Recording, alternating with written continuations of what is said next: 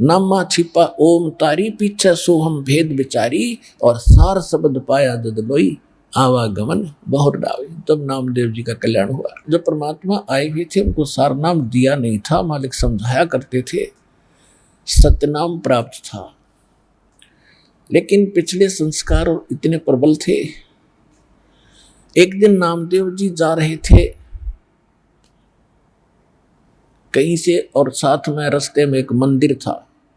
मंदिर में ब्राह्मण लोग अपनी आरती उतार रहे थे,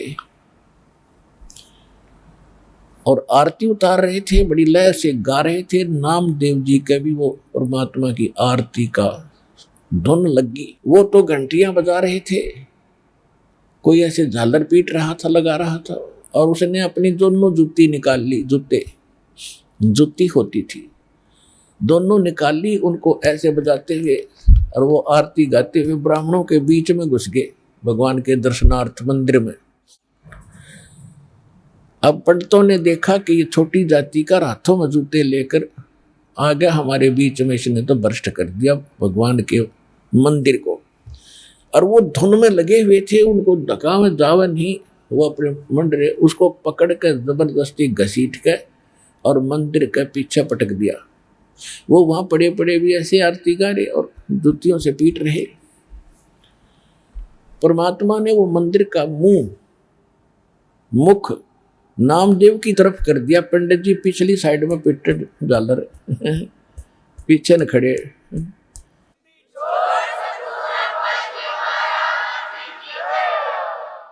अब नामदेव जी चले गए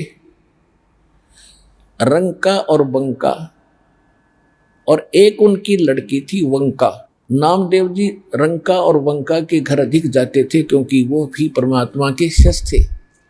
जब परमेश्वर साधु रूप में वहां आ रहे थे, गुरु रूप में रहा करते थे, अस्थायी सटे उनका कुछ समय का था वहां पर।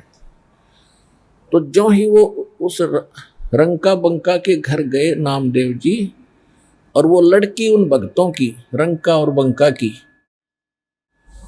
एक पट्टी तैयार करे थी, जैसे अपने देसी औषधि बना के हल्दी कूट के तेल में पका के। नामदेव ने पूछा, बहन क्या कर रहे हो ये? वो कहने लगी, भाई तेरे खोदे हुए खड्डे आट रही हूं। हक मैंने क्या कर दिया कि भाई तू कतई नहीं मानता, भगवान गुरुदेव जी कितना संकेत करते हैं, भाई तुम अपनी यह अंगा मत दिखाया करो, अपनी शक्ति का प्रदर्शन ना कराया करो, थारा भट्ठा बैठ जाएगा। पर भाई तुम बाज नहीं आता। और भक्तों की इज्जत रखने के लिए भगवान को दुख ठाना पड़ता है। तेरे को क्या जरूरत थी वहां उस मंदिर में घुसने की? जब तेरे को बाहर पटक दिया ना भगवान की इज्जत का, तेरी इज्जत नहीं भगवान की इज्जत थी वहां पर। भगवान का नाम लेनिया नहीं रहे हो कोई। सबको पता था कि उसका भगत है, उस गुरु का। परमात्मा नाम बदल कर वहां रह रहे थे। और क्या बनती बेरा तुझे? तेरे को जरा सी लगती है तो आंख नहीं खोलता।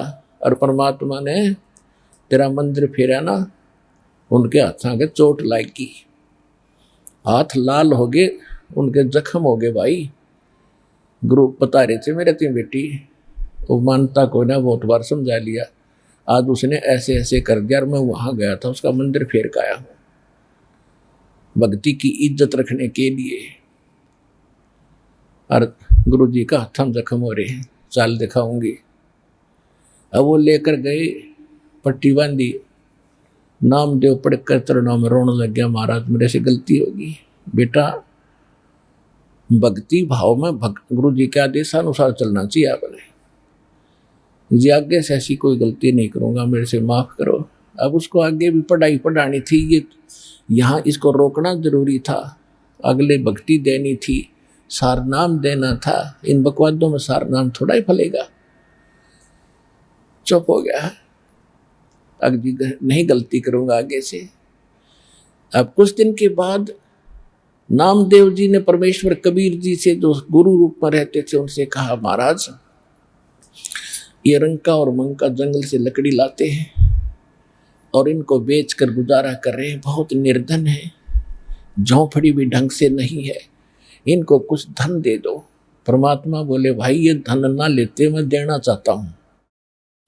ये नहीं लेते, इनको तो विष दिखाई दे है ये धन। तो नामदेव कि उनका थोड़ा सा ठीक गुजारा था, कहने लगे नहीं जी थोड़ा बहुत तो गुजारा होना ही चाहिए इनका, कुछ तो दे दो। परमात्मा बोले भाई ना लेते ये, क्यों गुरु जी को हम चाहे परमात्मा आ जाए, क्योंकि तो विभिन्न रूप में होता, तो हम बेसिक सारा कुछ मानते हैं, फिर भी नहीं रहे गुरु जी तो गुरु जी है। तो कहने लगे जी कुछ तो देना चाहिए इनको। अच्छा बेटा ले आज देता हूं, तू मेरे साथ चल। अब क्या किया परमात्मा ने, अपनी सिद्धि शक्ति से गहने सोने के आभूषण अच्छे बनाए, चांदी के सोने के, और आ जा भाई इनके रास्ते में डाल देंगे, ठा ले जाओगे। हाँ जी सही बात है। वो लकड़ी लिए आ रहे थे, वह बंका पीछे थी, रंका आगे आगे आवा था, सिर पे लकड़ियों का बंडल था। वो 100 फुट पीछे थी, 100-150 फुट, रंका आगे आ गया था।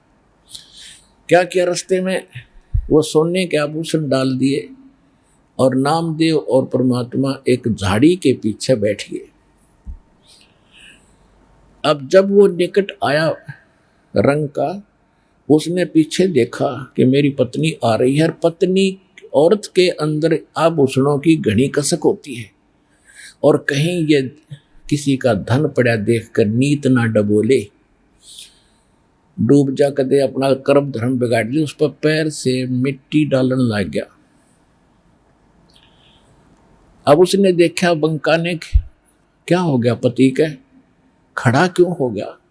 उसने ध्यान से देखा, हाँ ये तो इस कारण से कर रहे। वो कहने लगी चलो चलो जी, क्यों मिट्टी पर मिट्टी डाल रहे हो, चलो चलो क्यों मिट्टी पर मिट्टी डाल रहे हो। उसके पास से दो निकल के, देखा भी नहीं उसको। तब परमात्मा बोले बोल भाई नामदेव कैसे ढूंढने ना लेते। अब नामदेव ने सोचा भाई उसकी बुद्धि इतनी ही काम करे, ठीक जी और कोई तरीका अपना लो। अच्छा भाई और भी तू कहेगा, हम वो अपना लेंगे।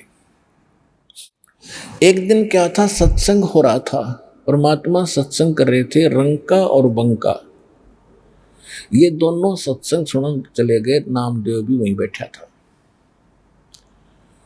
उधर से क्या हुआ, वो लड़की घर पे थी और वो बाहर बैठी थी चारपाई पे। उस झोपड़ी में आग लग गई। वह दौड़ी दौड़ी आई लड़की के, माताजी पिताजी, माताजी पिताजी। कहा क्या हो गया बेटा, कि झोपड़ी में आग लग गई। सत्संग चल रहा था और वो बताने भाग गई। तो उन्होंने पूछा बेटा क्या जल गया, क्या बच गया। कि एक चारपाई बची है बाहर, बाकी सब जल गया। कि उस चारपाई ने भी उसमें गिरा, वो बढ़ती आग में। राजा बेटी सत्संग सुन ले। न चारपाई ने ठोकर वह ना होती तो सत्संग में बात ना आनी चाहिए बेटी। आग लगो इस झोपड़ी का, इसने भी गिरा उसके माँ। और यह झोपड़ी ना होती तो सत्संग में बात तो ना आती। तुमने ध्यान भंग कर दिया, इतना आनंद आ रहा था। तो कहने का भाव ये है पुण्यात्माओं, फिर नामदेव की आंखें खुली रह, तेरा गजब ये भगत ऐसे होने चाहिए। और फिर परमात्मा ने इतना सुंदर मकान बना दिया उनका। कहते नुकते ऊपर रिज जाएगा, 1 करोड़ कर्म जल जाए तुम्हारे।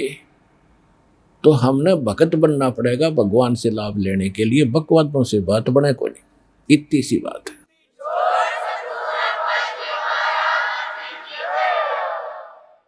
साईं इतना दीजियो जामे कुटुंब समावे, हम भी भूखे ना रहे अतिथि ने भूख जाए।